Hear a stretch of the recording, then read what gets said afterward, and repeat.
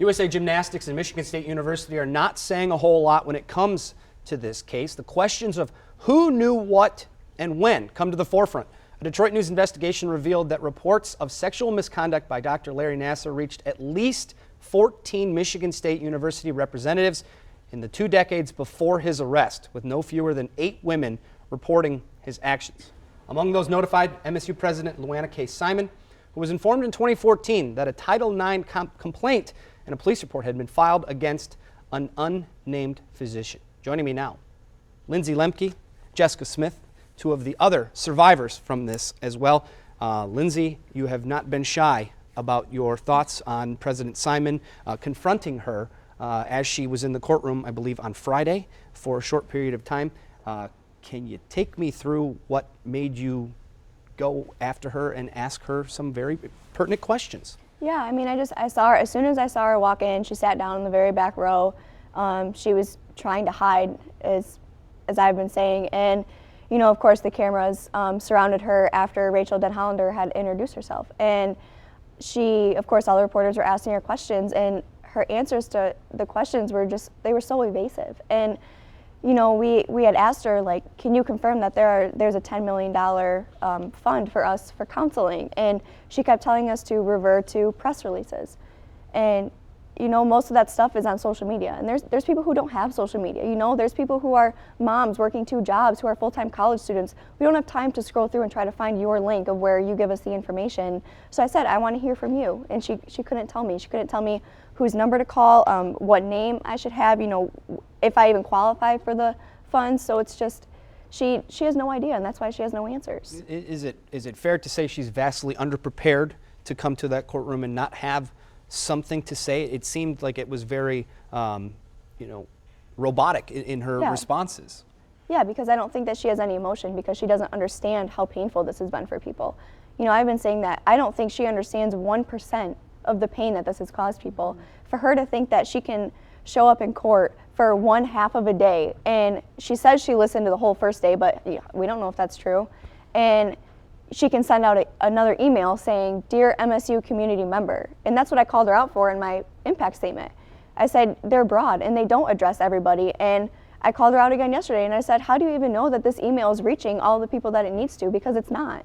You know, I had people tell me that, well, I got abused at Michigan State and I didn't get that email. That's why I said she needs to know the name of every single victim and know their story, because that's I guess maybe a start to her doing something that's right. Lindsey is a current student at Michigan State. She was the captain of the gymnastics team up until recently. Jessica is at Ferris State right now, and I can see by your t-shirt the Me Too MSU as well. How upsetting is it for you, from your perspective, to hear that she doesn't know the names and that the university hasn't yet come out with a definitive statement on this case in particular? Yeah, I'm a community member, and I've been a Spartan fan for as long as I can remember. One of my first Halloween costumes was a Spartan cheerleader, and you know, it's so insulting for someone to not know my name. And you know, it's not that I think she's a bad person, but she is very unfit for her job. If you cannot be there for us, you're not going to know our names, you're going to show up for 1 day, you shouldn't be in that position. The Board of Trustees, I hear you guys had a demonstration outside of one of their meetings as well. Can you guys share some light about how that went down? Yeah, so I had the opportunity to speak at the Michigan State University Board of Trustees meeting, you know, where I looked straight in these people's faces. I brought up people's daughters' names because we could be their daughter. You know, Brian Masalam has a daughter, even Luana K. Simon has children. Like, it shouldn't take it being so close to home. Like, this should be close enough. It happening to someone, we have names. We could be so much closer to them, and it shouldn't take that.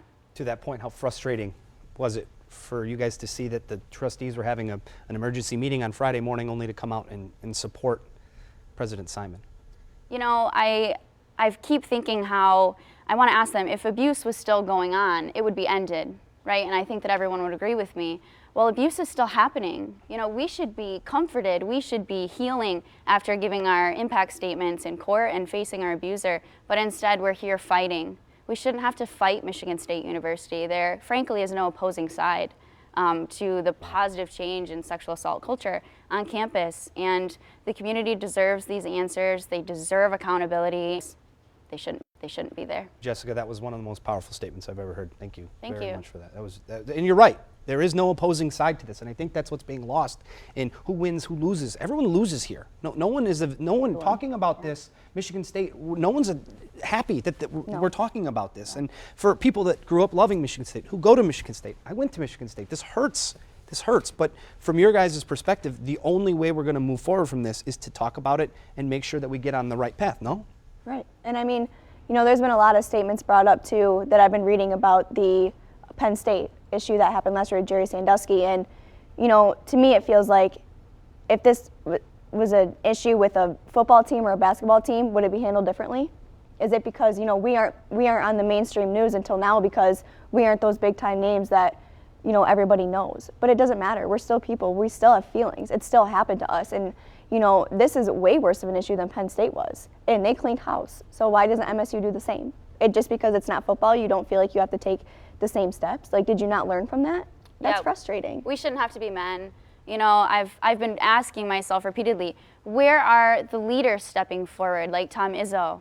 And, well, it's very clear where those people stand. I've supported these people for so many years while rooting for my Spartans. Well, I'm ashamed to associate anything with being a Spartan. I'm ashamed. Our community should be ashamed, and they should be ashamed of themselves for supporting that. But they aren't. Ladies, thank you so much for your powerful statements, Thank you. not only today, but in the courtroom last week.